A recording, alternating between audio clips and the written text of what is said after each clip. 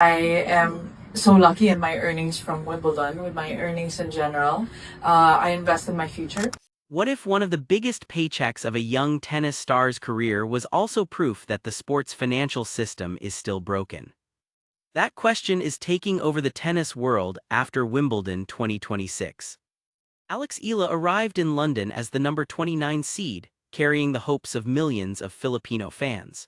She left the All England club with the biggest Grand Slam run of her career, a new career high ranking, and a life-changing prize check worth nearly $396,000. For most players, that would be the end of an incredible story. Instead, it became the beginning of one of tennis' biggest controversies. Because while Eala was celebrating the largest paycheck of her career, world number one Aryna Sabalenka was publicly arguing that players still are not receiving a fair share of the billions generated by Grand Slam tournaments. And suddenly, Eala's Wimbledon earnings became the center of a much larger conversation. Let's break down why.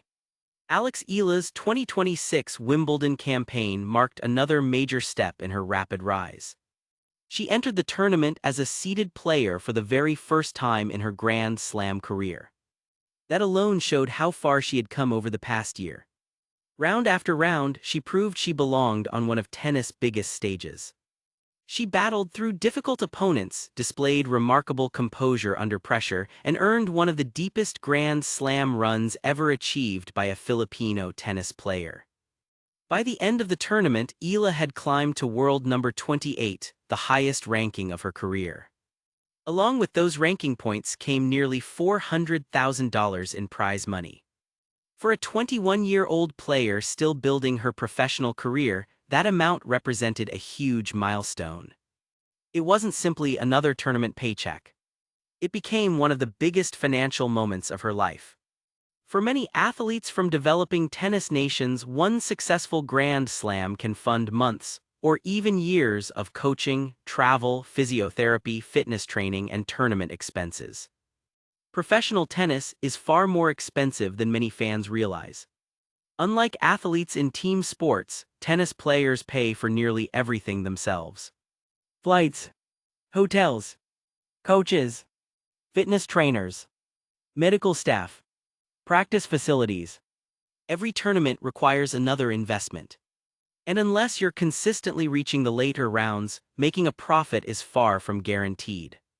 That's exactly why this debate has become so important. While Eala's remarkable run was making headlines around the world, Aryna Sabalenka was making headlines for entirely different reasons. During Wimbledon media sessions, the world number one openly questioned how Grand Slam revenue is distributed. Her argument was simple. The tournaments continue to generate enormous income through television rights, sponsorships, ticket sales, hospitality packages, and global media deals. Yet according to many leading players, the percentage of revenue paid to competitors has remained relatively unchanged for years. Sabalenka argued that players deserve a larger share. Not only for the stars at the top, but especially for the hundreds of professionals trying to survive on tour. She emphasized that many players ranked outside the elite struggle simply to cover travel costs.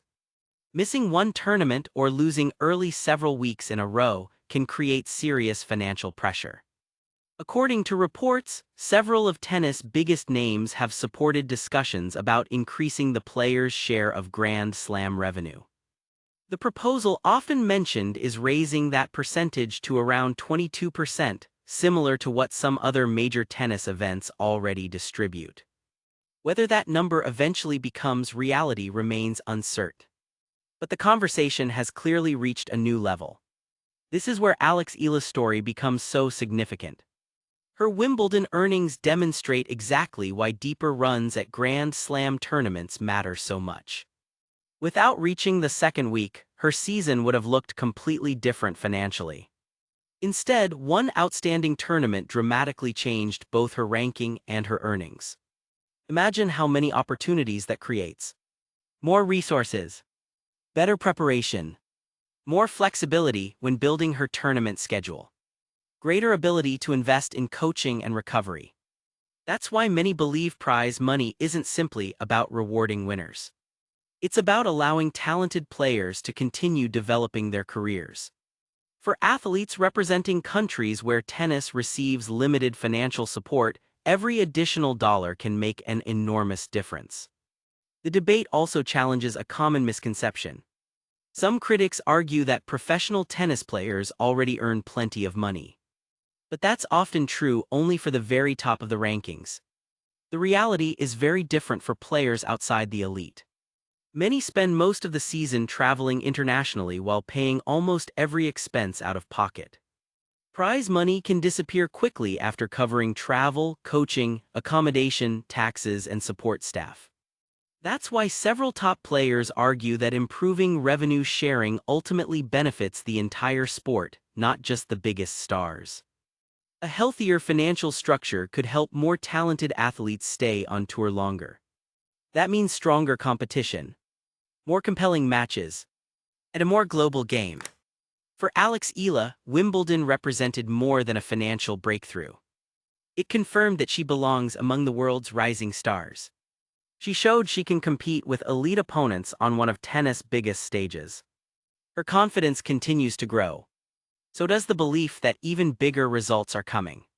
Yet despite all the discussion surrounding prize money, Eala herself has remained focused on tennis.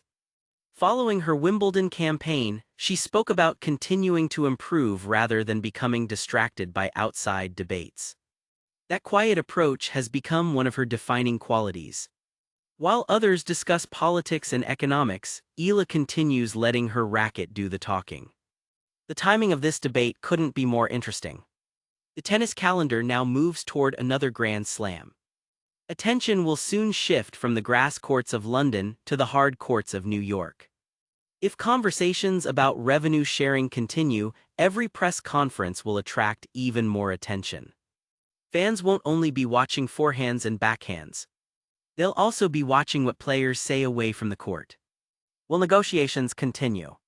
Will the tournaments respond? Or will tensions increase further? Those questions remain unanswered. Regardless of where fans stand, one fact is impossible to ignore. Eala's Wimbledon success perfectly illustrates why these financial discussions matter. One outstanding tournament changed the trajectory of her career. It improved her ranking. It expanded her opportunities. And it demonstrated how one Grand Slam performance can influence a player's future both competitively and financially. Whether the current system eventually changes or remains the same, this conversation isn't disappearing anytime soon. The sport continues to grow worldwide. Television audiences continue expanding. Commercial partnerships continue increasing. Naturally, players are asking whether their share should grow as well. For rising stars like Eala, the answer could shape the next generation of professional tennis. And that makes this story much bigger than one paycheck. So now we want to hear from you. Do you believe Grand Slam players deserve a larger share of tournament revenue? Or do you think the current system already works fairly? Drop your opinion in the comments below because this debate is only getting started. If you enjoyed this breakdown, don't forget to like the video, subscribe to the channel, and turn on notifications. We'll continue covering every major development, every big tournament, and every important story surrounding Eala and the biggest names in world tennis. Thanks for watching, and we'll see you in the next video.